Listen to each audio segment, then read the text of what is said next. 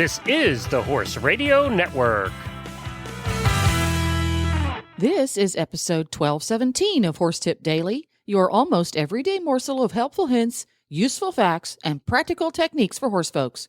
Brought to you today by EquestrianCollections.com.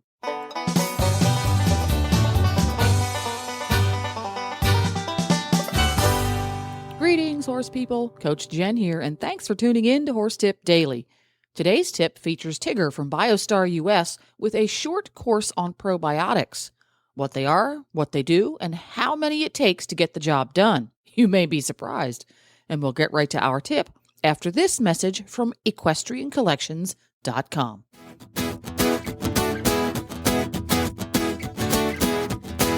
When you need to resupply, replace, update, or invest in the stuff that makes your horse life possible, stop by EquestrianCollections.com first.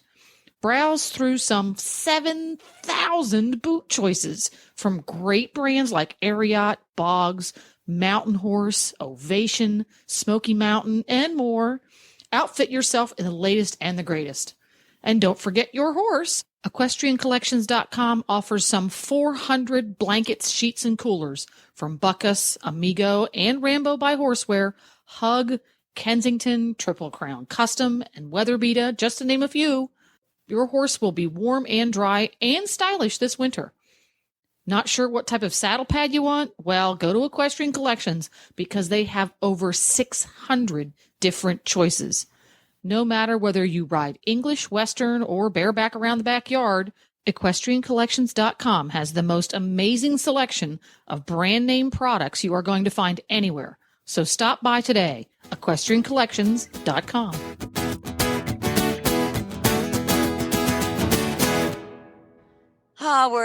Welcome to our Critter Nutrition segment, and today we're talking about probiotics. Probiotics are particular of interest to me because the microbiome of the gut and the mammalian body is, greater than the genome. So it's a vast area of research and science right now in microbiology, and I'm just fascinated with the biota of the GI tract. When it comes to horses, probiotics are very, very popular supplements, and I'm going to try to break it down so that you understand when you're reading a label what exactly is in that product. There are warming probiotics and cooling probiotics. A warming probiotic will be warming to the GI tract. These would be the yeasts, Saccharomyces cerevisiae, Saccharomyces boulardii. Yeasts probiotics work primarily in the hindgut, with the exception of Saccharomyces boulardii, which also has activity in the small intestine. Older horses in winter, some horses that are experiencing diarrhea episodes can benefit from a warming yeast. But horses that are very hot in nature, that already have sort of fire in their GI tract, may not be great candidates. It may be too much heat for them. The cooling probiotics are the Lactobacillus and Bifidus strains. And there's lots of them. Lactobacillus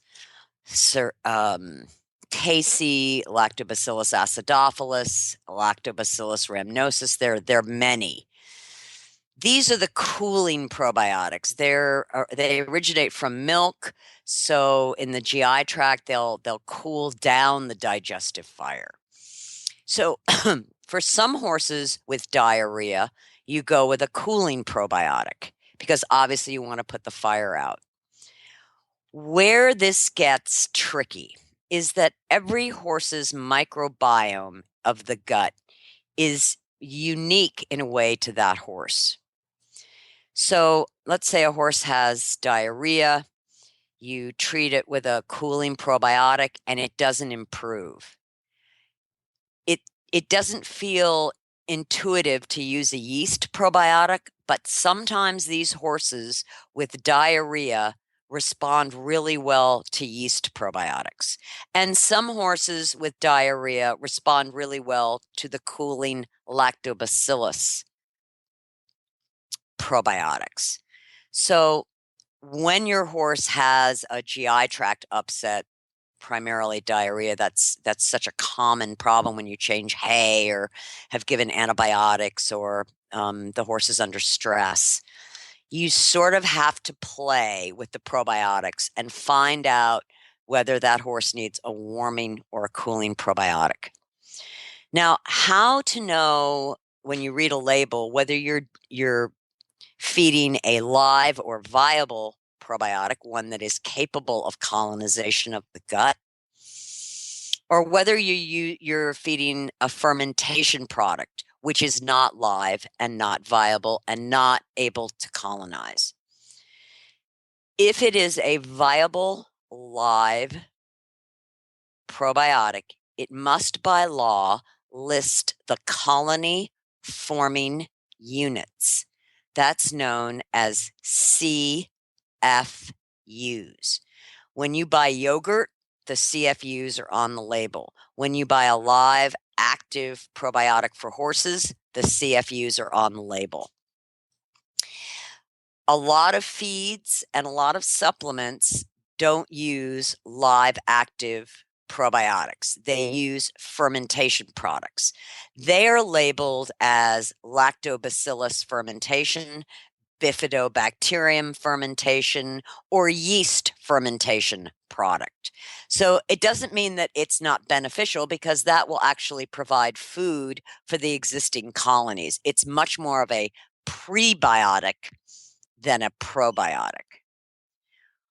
When you read the label and are reading the CFUs, many companies list the CFUs per each probiotic strain they have in a formula. And commonly there are 2 to 3 strains in a probiotic formula. So it might say Lactobacillus acidophilus 10 million CFUs, Lactobacillus casei 20 million CFUs. To get colonization of the gut, which has literally a gazillion micro bacteria and microorganisms in it, you can imagine that 10 million CFUs isn't much. And at that level, you really can't colonize the gut. You need a minimum of 100 billion, with a B, billion CFUs to colonize the equine gut.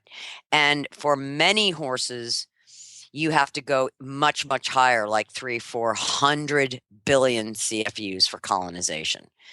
So when you're dealing with a acute situation like diarrhea, you want the highest CFUs you can find, because many supplements, probiotic supplements these days, you have to feed like 20 ounces to get to 100 billion, which means to get to 200 billion, you'd be feeding 40 ounces. So look for probiotics that are live, viable, and have the highest CFUs in the billions when you total it up.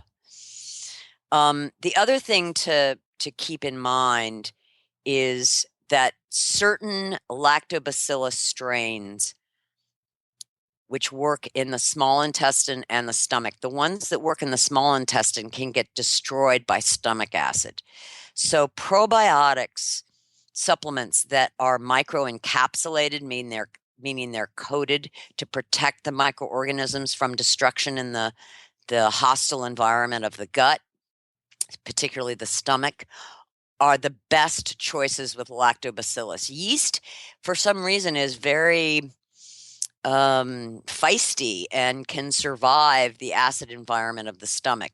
And remember, yeast works primarily in the hindgut, while the lactobacillus works primarily in the small intestine, the stomach, and the respiratory tract. Always keep in mind that each horse has its own unique microbiome. It depends on genetics, diet, and stressors. If a warming probiotic does not improve a specific issue, switch to a cooling probiotic. If a cooling probiotic doesn't help, switch to a warming one. With so many probiotics on the market, it's really important to read labels. And personally, in my own barn, I always have a cooling probiotic and I always have a warming probiotic on hand so that it's there ready depending on what each individual horse needs. Well, there you have it. You can find links to today's guests as well as lots more tips at horsetipdaily.com. And if you just loved Tigger chatting about horse nutrition topics, you can find her twice a month on Healthy Critters Radio right here on the Horse Radio Network. Make sure to have all of your favorite Horse Radio Network shows with you wherever you go by downloading the free, that's right, free Horse Radio Network app for iPhone or Android. Go to your app store and search Horse Radio Network, and you can also subscribe via iTunes. This is Coach Jen, and I'll be back again soon with another tip. So until then, go ride your horse. The Horse Radio Network and the Horse Radio Network hosts are not responsible for statements of guests or their opinions. Use your own judgment when listening to the tips provided by the experts on Horse Tip Daily.